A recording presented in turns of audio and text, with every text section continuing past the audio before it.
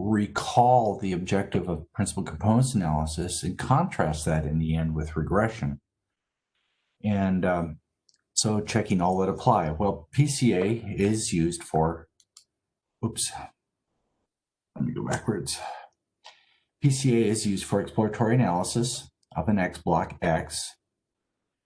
Its mathematical criteria is to maximize capture sum of squares and provide data compression and noise filtering of X. So that's one, that's a plus.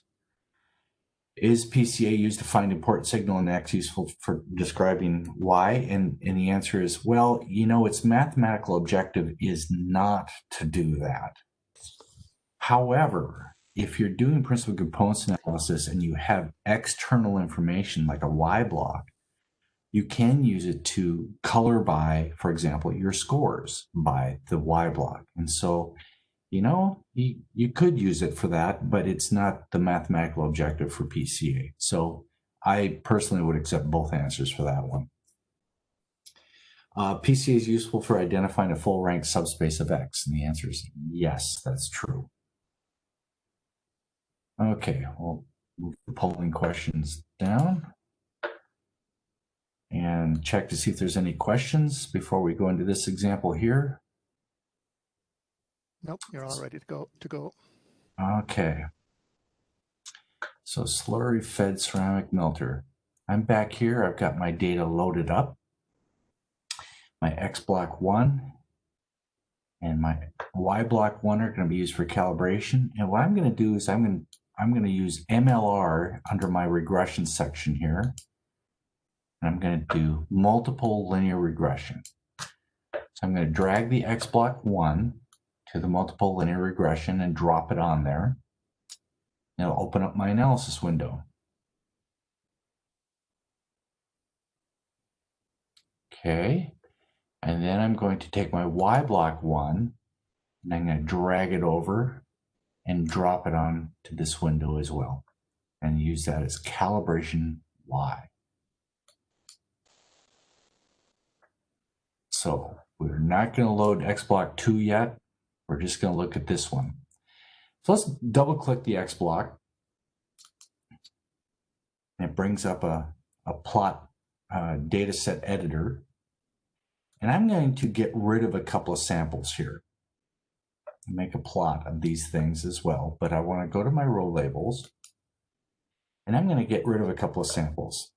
First one I'm going to get rid of, you'll notice I clicked on the row labels. I've got my include field on the right-hand side, so I'm going to show you how to manually do some editing here. I'm going to scroll down to sample 73, and I'm going to uncheck it.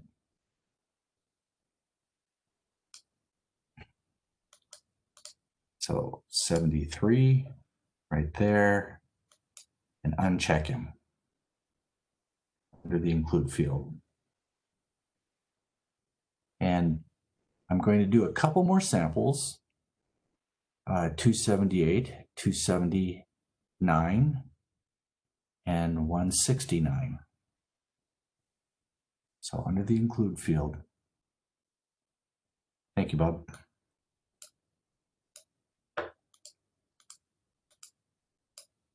Down to 169, exclude that one, and then 278 and 279.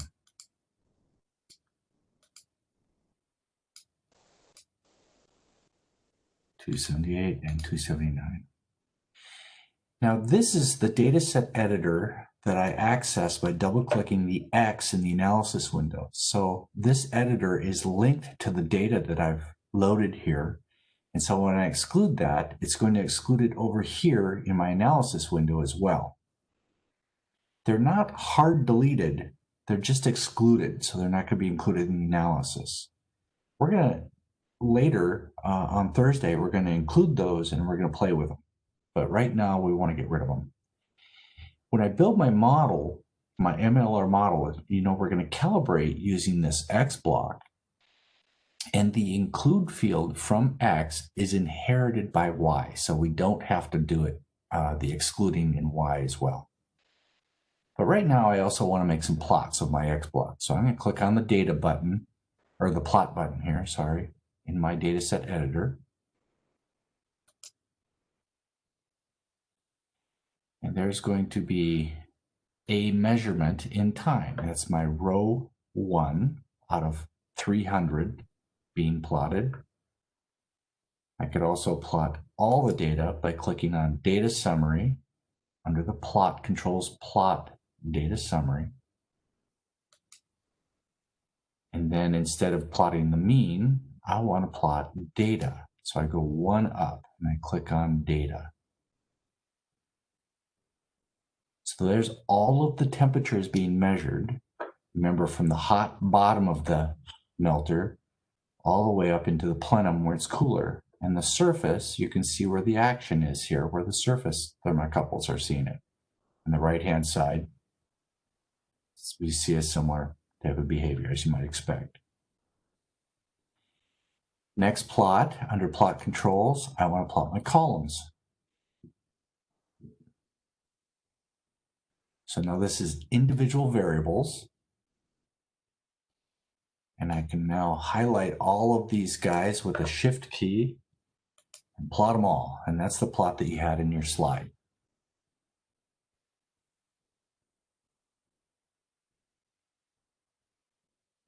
You'll notice a gap here at 73 and 169, 278, 79. I can see those if I click on the View Excluded button right here. So we can see those again. They're just grayed out a little bit. You could zoom in, you'd see that they were a little bit grayer than everybody else, but there's all the data, including the excluded stuff. I'll uncheck that button again and get rid of it, and you'll notice, hey, we saw something down here. Let's click that again. This is 73. It's one sample. It looks a little unusual. So that's a little foreshadow of what's to come. So remember, what I did is under my plot, I plotted my columns. I held the shift key down and plotted all of them. And how did I get there? I got there from the dataset editor, plot, and I got to the dataset editor by double-clicking on X. Let me show you a different way to plot. I'm going to right-click in the Y, and I'm going to say plot the data. So I just jump right to the plots. I'm going to plot my Y block as well. Okay, there's my mean, but instead I'm plotting level versus samples. You should really, just to be careful, I'm going to plot my columns. It's the same plot. Shrink that down a little bit and then go back to this one. You'd say, okay, can I build an MLR model from X to predict Y? Well, I might expect that these guys don't have a lot of information, but I'm going to keep them, the highest temperature ones, and my lowest temperature ones don't have a lot of information. But for this example, we're going to keep them. I want you to be able to see how we do this. Sure looks like we might be able to get a model, though. So let's close all of our plots. We'll go back to our MLR window. I'm going to close my dataset editor, our excluded data, and ask, how should I pre-process? I'm going to give you 3 options: none, mean center, or auto scale. And under my basic methods, none, mean center, or auto scale. Which should I choose? Remember that auto scaling includes mean centering and variance scaling. Well, none would imply that as my temperature went to 0, my level went to 0. And that kind of doesn't make a lot of physical sense. So I'm going to rule that one out. Mean center versus auto scale. Well, autoscale is something that we use when we have different units. Here, temperatures are all measured in the same units, so that might suggest just mean centering. There's another thing about autoscaling. Remember, at the very lowest part of the tank, the temperatures didn't move very much. And at the very top of the tank in the plenum, or the melter, when those things don't move and I autoscale them, their standard deviation is going to be relatively small. They're going to blow up. Their signal, their sum of squares that we're trying to capture is going to increase. And I don't know that I really want that to happen in this model, so I'm going to choose mean centering. So I mean center my X block and also mean center my Y block. So now my model allows for an offset. I'm going to turn my cross-validation on, but we're not going to talk about it much just yet. I just want to have it available here. I'm going to put on contiguous block. I'm not going to tell you a reason why yet. We're just going to turn it on. So contiguous block, the default's 10 splits. We're good. Now let's go ahead and build a model by clicking on the green button.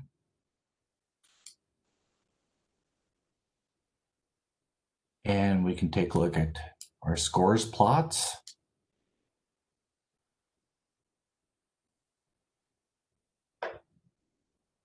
Okay, so my default score plot is for my CV predicted level. We'll talk about what cross-validation is in more detail shortly.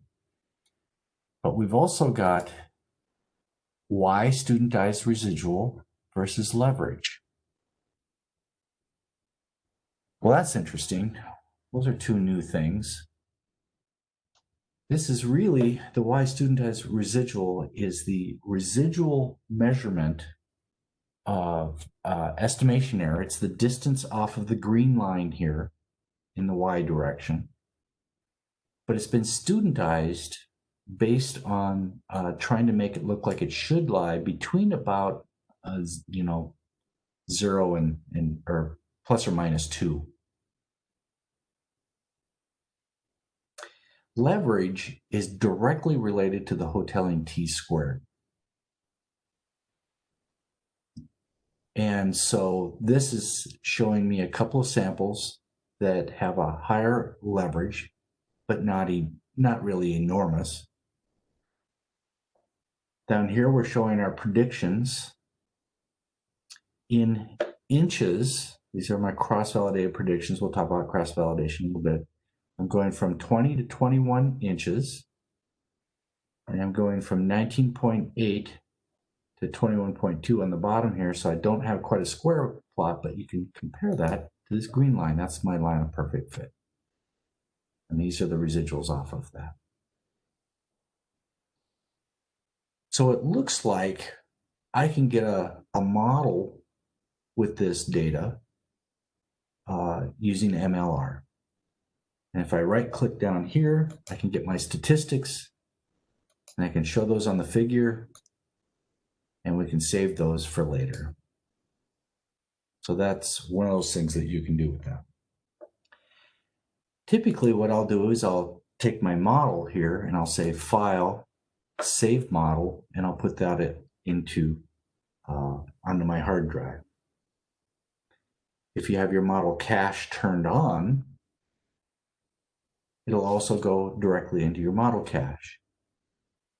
Let's see if I can view my model cache. So there's my under Tools, View the Model Cache by date. It shows up on the right-hand side here. There's the model I built today, MLR model, a CLS model, etc. This is a really nice tool, this model cache, for keeping models organized for you, built and saved in an automated fashion. If you wind up dealing with really big data sets, you can always turn this off so you don't wind up using up a lot of space on your hard drive as well. There's a lot of ways to manage this and let it purge after a certain amount of time as well.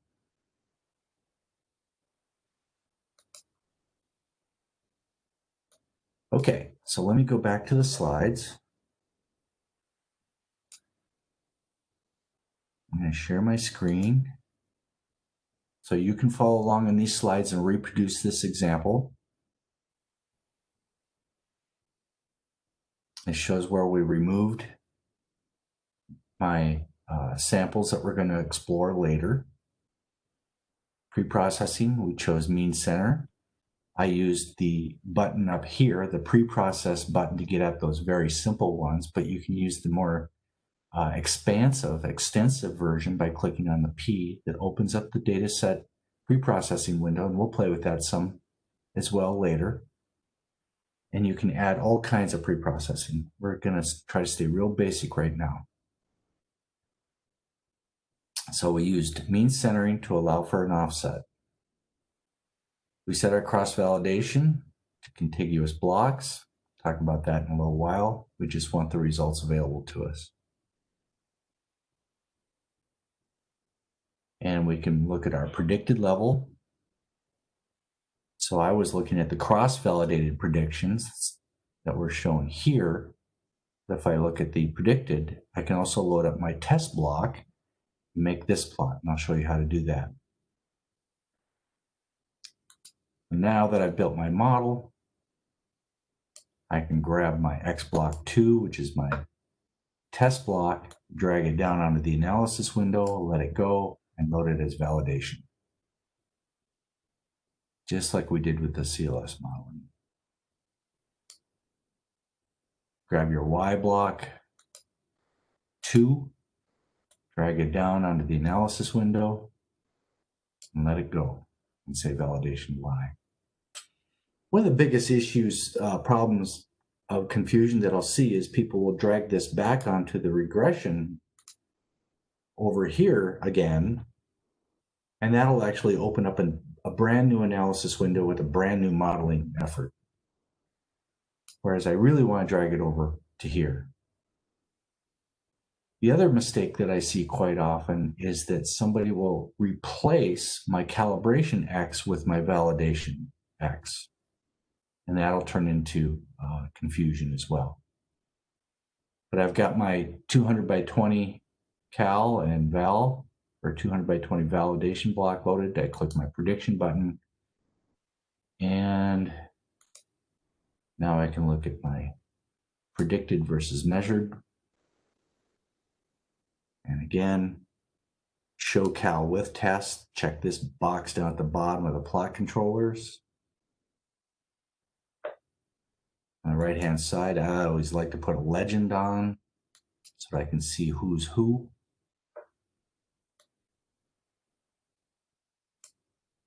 And down on the right-hand side, I right-click and show my statistics on the figure. So I just got in a white space and did a right-click, say show on figure.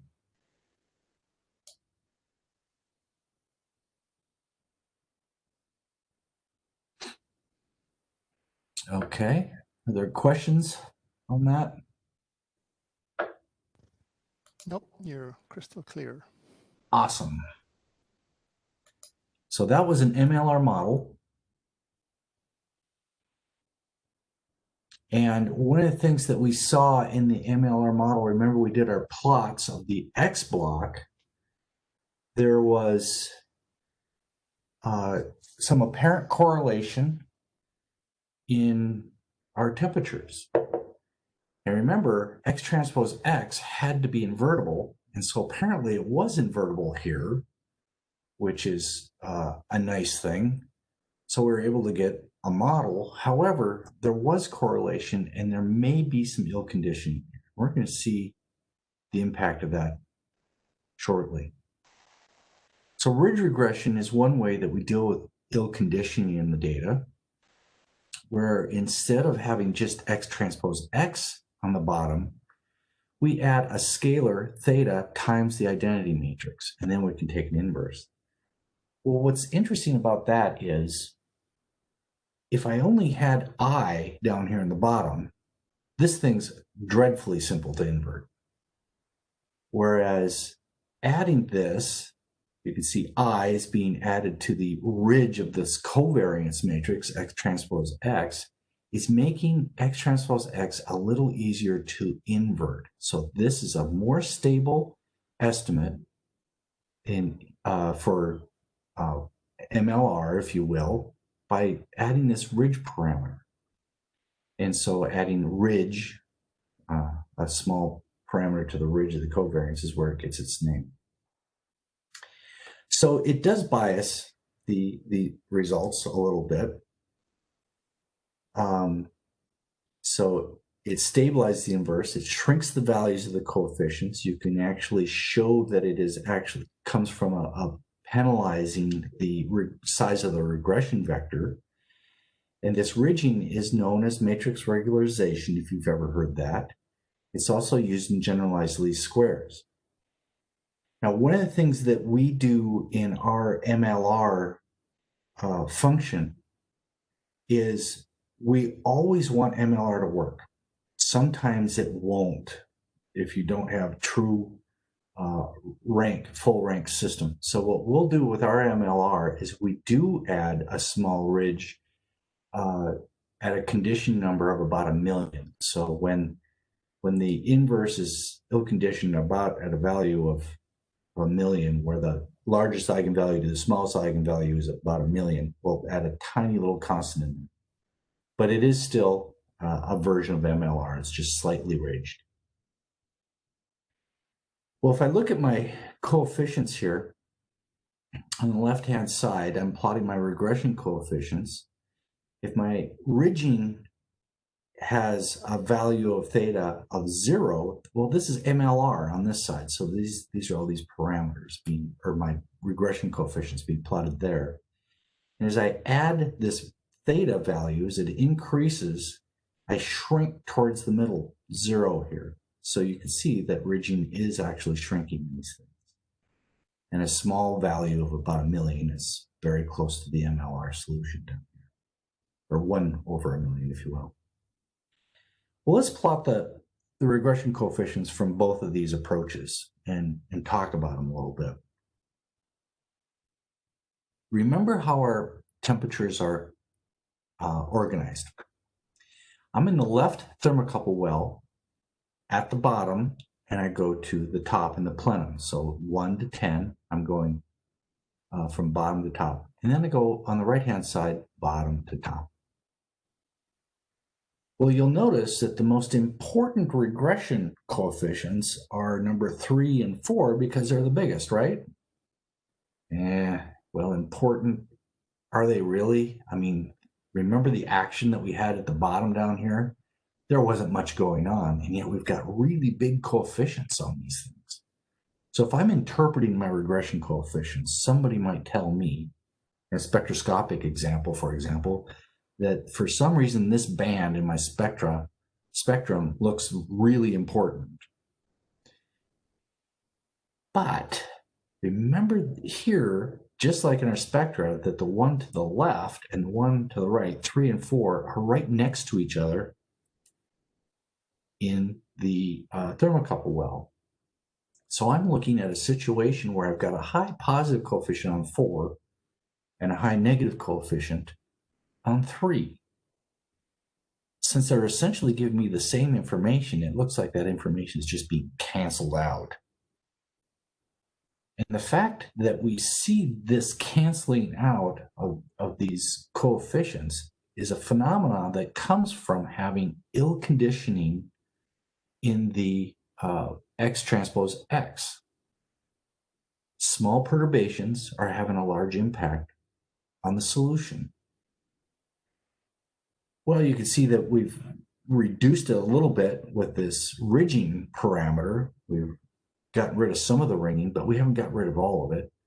And this interpretability of these coefficients is one of those things that we just say, be extremely careful about interpreting your regression coefficients.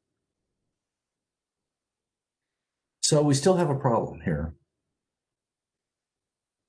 in that we have ill conditioning and we're going to try to deal with it. Well, ridge regression helped a little bit, but then we added a parameter, and now we've got to figure out how we're going to optimize now for theta. And you know, the MLR is really not going to work when the number of samples less than the number of variables, like in spectroscopic applications. You know what? You can ridge it and make it work, but you got to be careful. So how do we know that this is going to be one of our problems? That's where we went after principal components analysis. We perform due diligence and we examine our data to see if we're going to have problems with it. Well, we could eliminate variables. We could get rid of a whole bunch of collinear variables. And then we got to say, well, how are we going to choose those? And one of the more popular ones is something like a stepwise regression or other variable selection technique. But we lose a multivariate advantage or signal averaging. So think about it this way. Think about, you know, thermocouples 6, 7, and 8. Let's say I only chose 7, except for, you know, 6 and 8 are also giving me similar information. All 3 of them have noise. Why can't I use an average of those guys somehow and do a little signal averaging to reduce the error in my X block measurements? Well, that's a great idea. And one way to do that is to use principal components analysis to reduce the original variables to a smaller number of factors.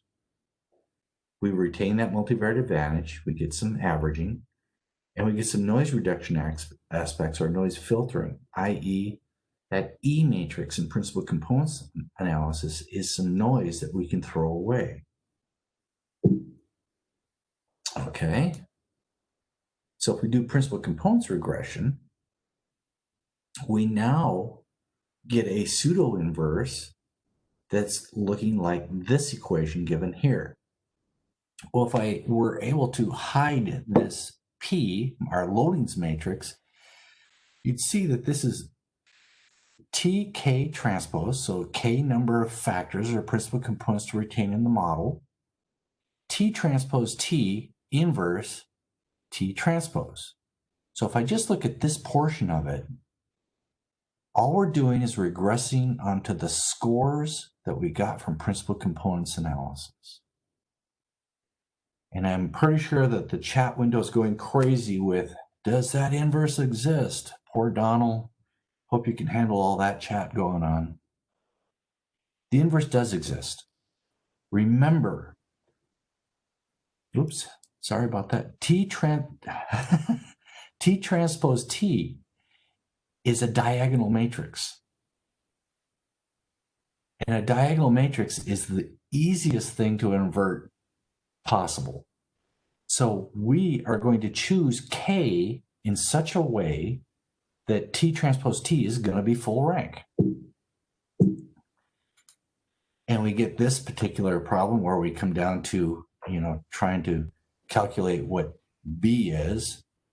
And we do it in PC space first. And this is in our PC space. And there's our regression vector in PC space. And then we have to bring it back to our original space. And we take P times the PC space version of the B, and we get our regression vector in terms of the original variable. So now I can just multiply X times B instead of having to do principal components to get scores first.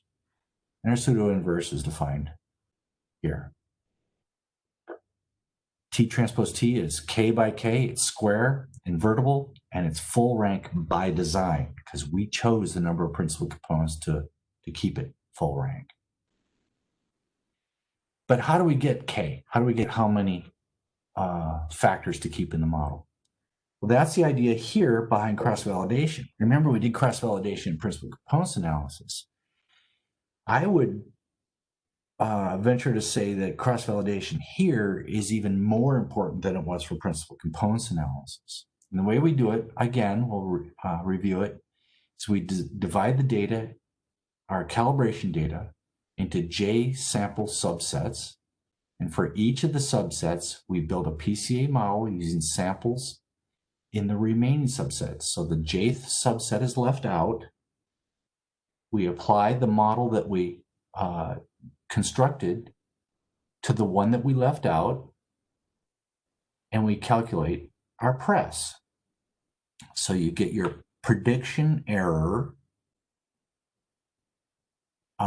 from the model and the measurements for the jth subset.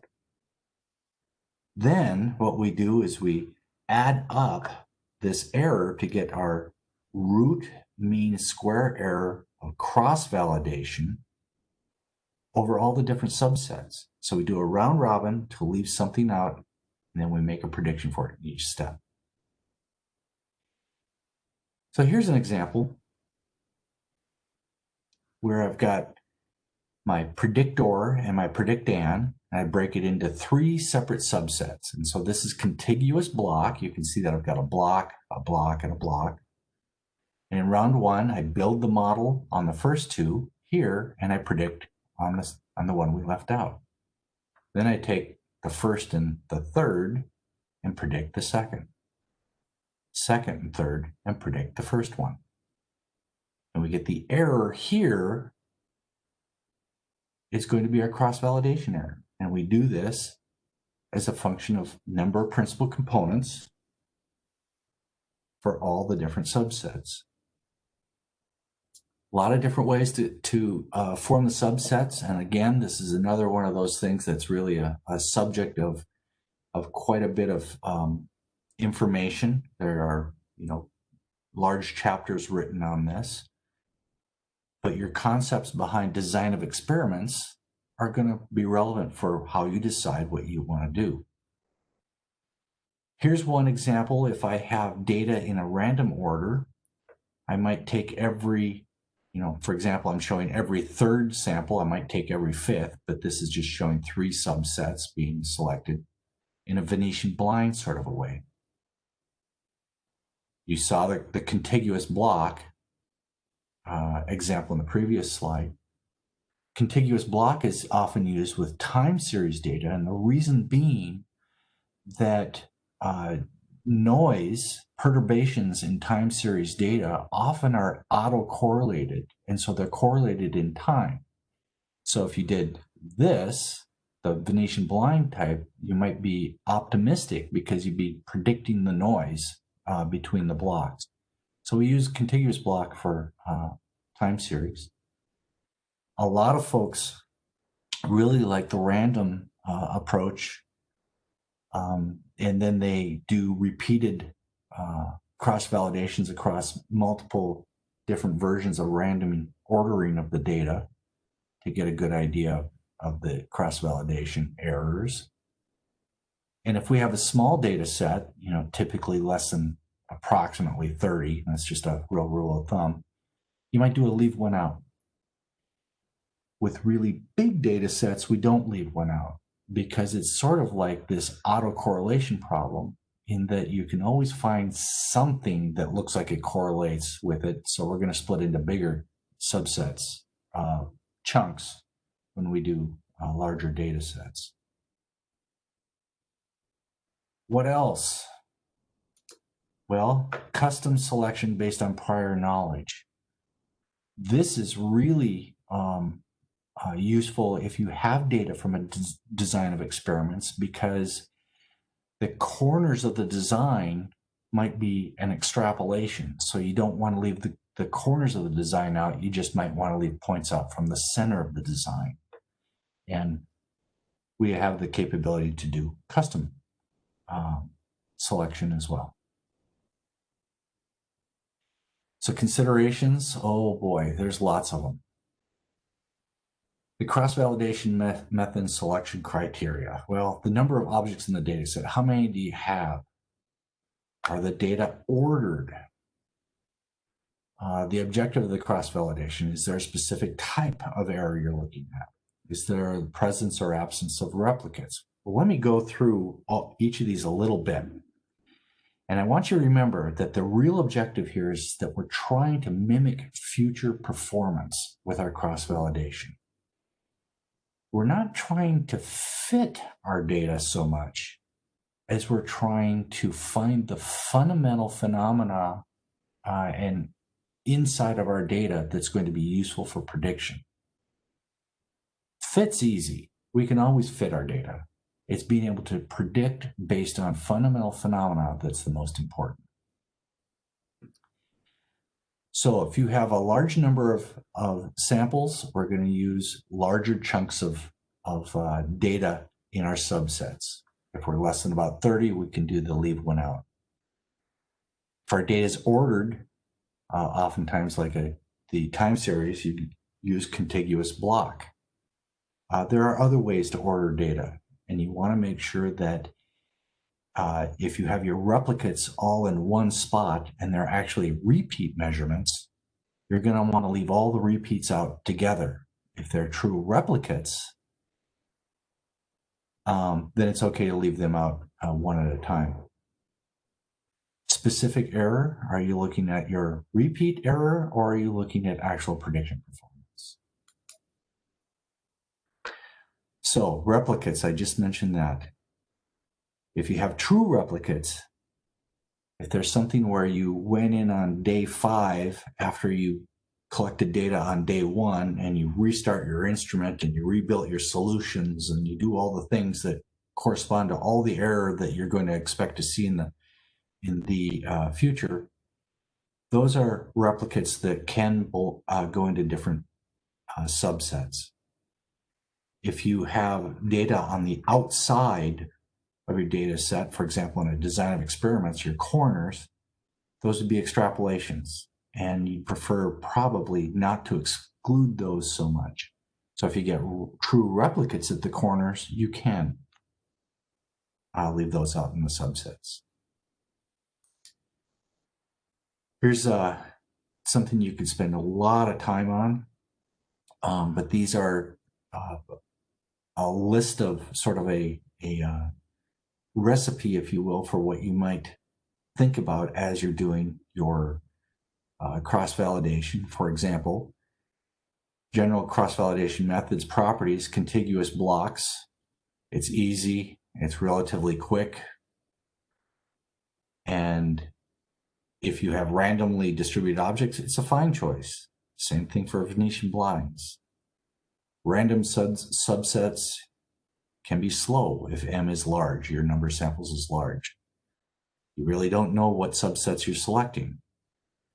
Sometimes what we'll do is we will do multiple versions of, for example, contiguous blocks and choose different sizes of subsets to see if we can learn something about our cross-validation error. Leave one out. It's the easiest one to do, but it can easily overfit if you have, oh, I said 30, this table says 20, so you can tell it's just a rule of thumb.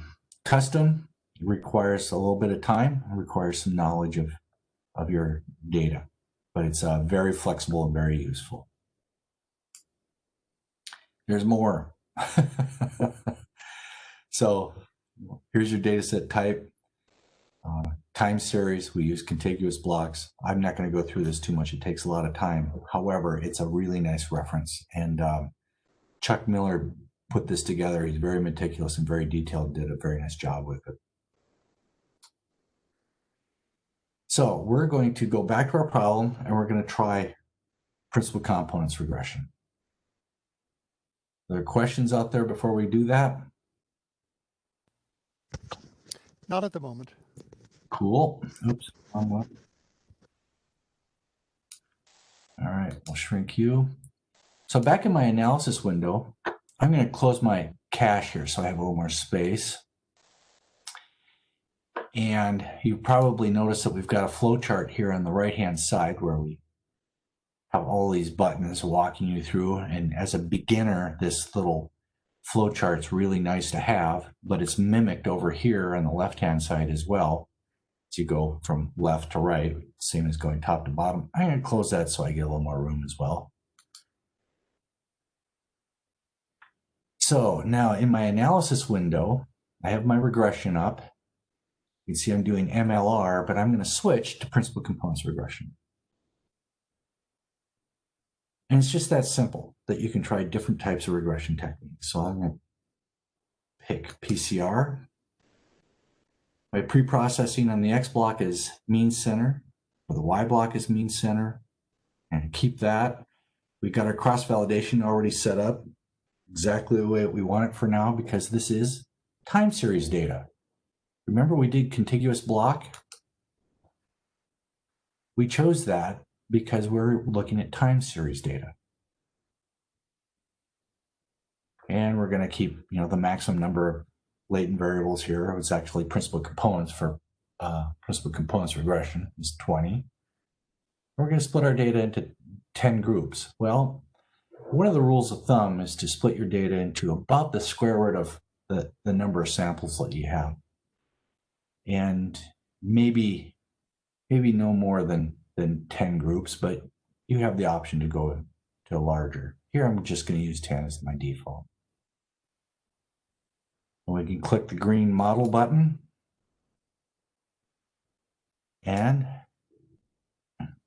we get a table down here that says the amount of variance captured in X block, cumulative, the amount of variance in the Y block, cumulative, and my root means square error cross-validation. Well, let's click on my eigenvalue plot here. Remember that one from PCA? Well, when we did principal components analysis, we looked at our eigenvalue distributions. I can do that over here as well. Duplicate my plot. We'll come back to the cross-validations here in just a second, and I'm going to look at the log of the eigenvalues over here. So the nice thing about PCR is I get PCA on top of it. And you know PCA. You are gods and goddesses of PCA now, and so this plot here on the bottom right looks very familiar. So you've got one PC that captures a lot of variance in this table, and then it reduces down, and you see a breakdown here at about 5 or 6 or whatever, maybe down here again. In our cross-validation plot, up here on the top, put a legend on, and I'm going to get rid of the RMSEP. So I'm going to hold my command key down, and I'm just going to keep the RMSECV and RMSEC and look at this plot. Give you a chance to get to there. So RMSECV and RMSEC. The reason I'm doing that is we often don't have a test set loaded when we're at this part of our modeling effort. And we really shouldn't look at our test set until we're pretty much about done. And the question I've got here is, how many principal components should we keep to model our data? Well, one of the things that's happening here in the cross-validation is I see the error has dropped significantly. I'm getting 84, 85% variance in the Y block with just the first one. And the first one down here is very important. And so that's the error here in our cross-validation. There's RMSECV. The second one, it goes up. Third one doesn't do much. Fourth and fifth, it goes up. So these guys really aren't being relevant for prediction of Y so much level until I get to number 6. And things kind of improve a little bit down here, and then they get worse. So as the cross-validation error increases out here, compared to our calibration that continues to decrease, the only way for this cross-validation to go up, error is going up, and for this one to be going down on calibration, is that I'm overfitting, clearly overfitting out here.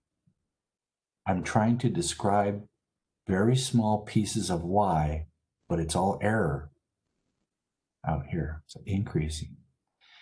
So it looks like 11 PCs is probably the best number here, right? Well, if I look here,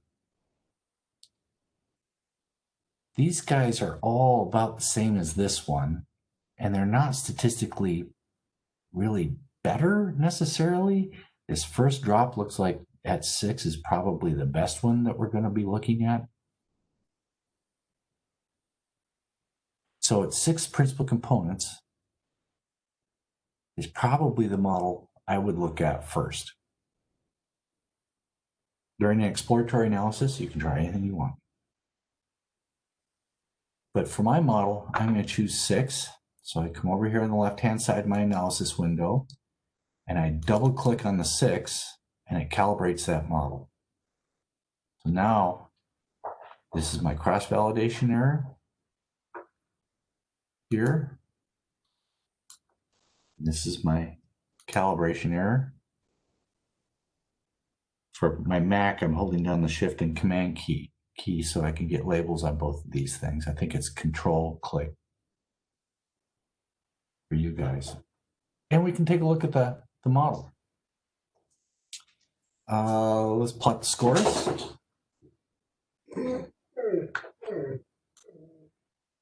And there's my scores plot. Here's my predicted. This is my fit here.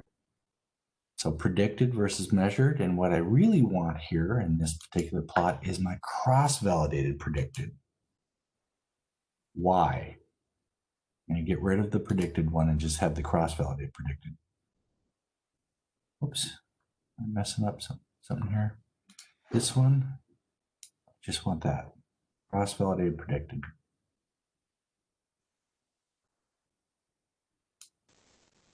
Well, cross-validated predicted is going to be something that is only on my calibration set, but it's more important and more relevant for how we would expect our model to be than compared with predicted for the calibration set. Because I have my test data loaded, I get predicted. My red guys are the test. And now I can compare the fit on the model compared to my predicted. And they're not wildly different, which is good news. So it looks like we may have a predicted model. We've got a sample up here that looks like it's a pretty weird sample, and that's probably an outlier in my test data. For fun, I'm going to select it and see where it lies. You'll notice that the model or the prediction for it doesn't look too bad. However, because he has a high Q residual or an unusual statistic, especially Q residual, this is one that we would say that we wouldn't trust it. So we can't trust this estimate, and this is the same one that's poking out here with a high leverage.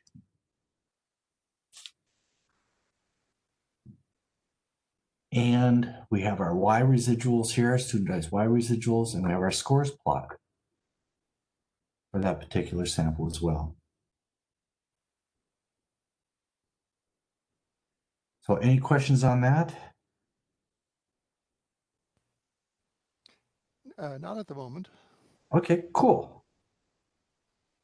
Well, let's take a look at our loadings plot then. Okay, there's the loadings on the first principal component. There's the loadings on the second principal component that was considered irrelevant. The third one irrelevant, the fourth one irrelevant, fifth one, and then the sixth one looked like it was supposed to be good. And we can look at the regression vector as well. And we're going to examine those shortly when we go to the next example. Okay. Let me check my slides, make sure I covered all the points that we need to cover.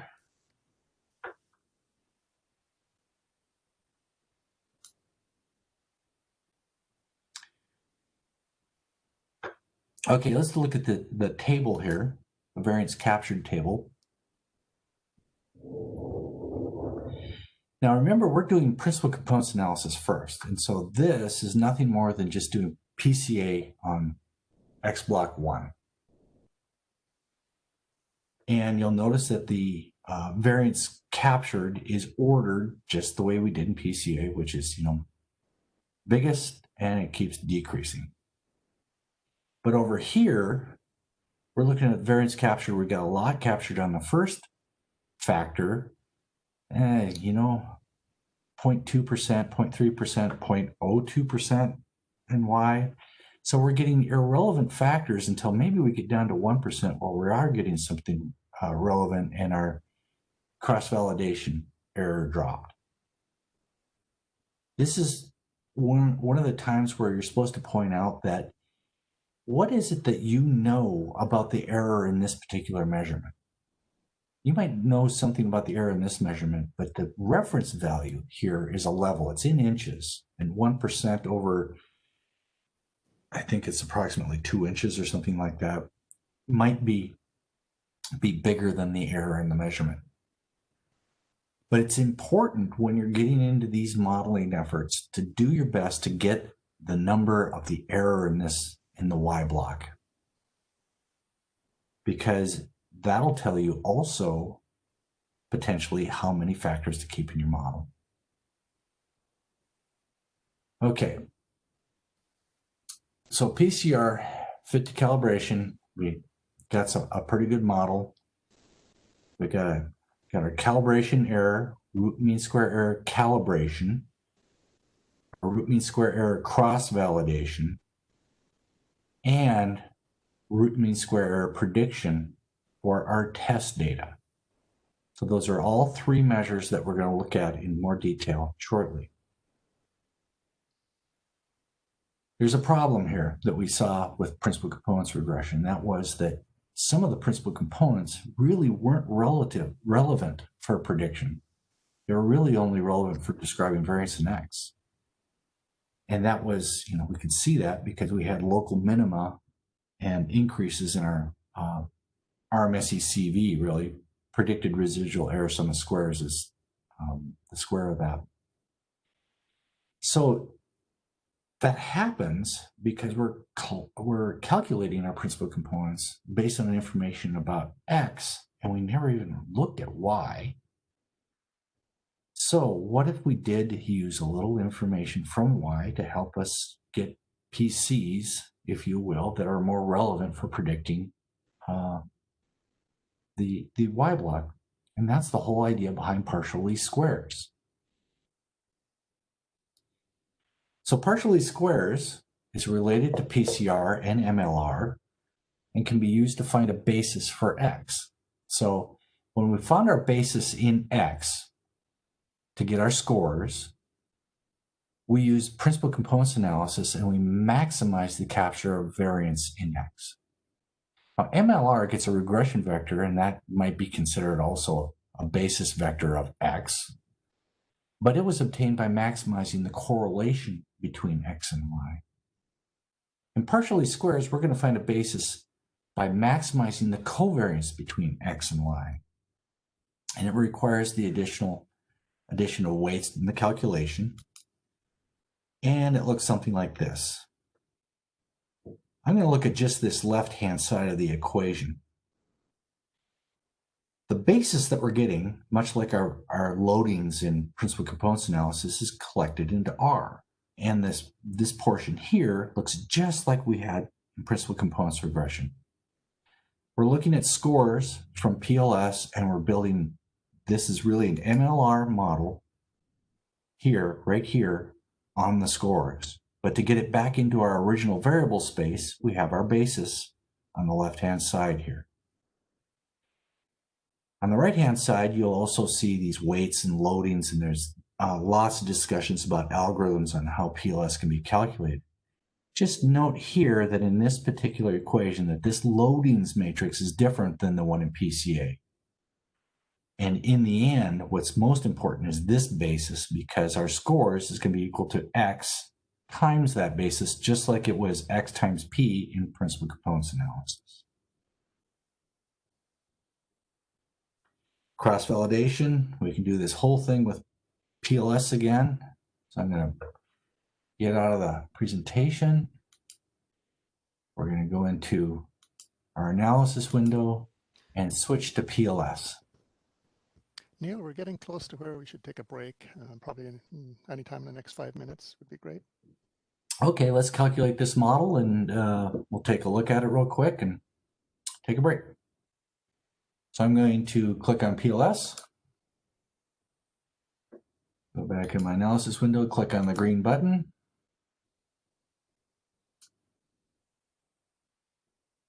And my default is right there. I've got a suggestion, but we're going to maybe change that by looking at our RMSE-CV plot. Again, get rid of the RMSEP. We just look at the RMSE-CV there. I clicked on the curve to get the label to come up. Command click or control click on the red one to get my label on that one.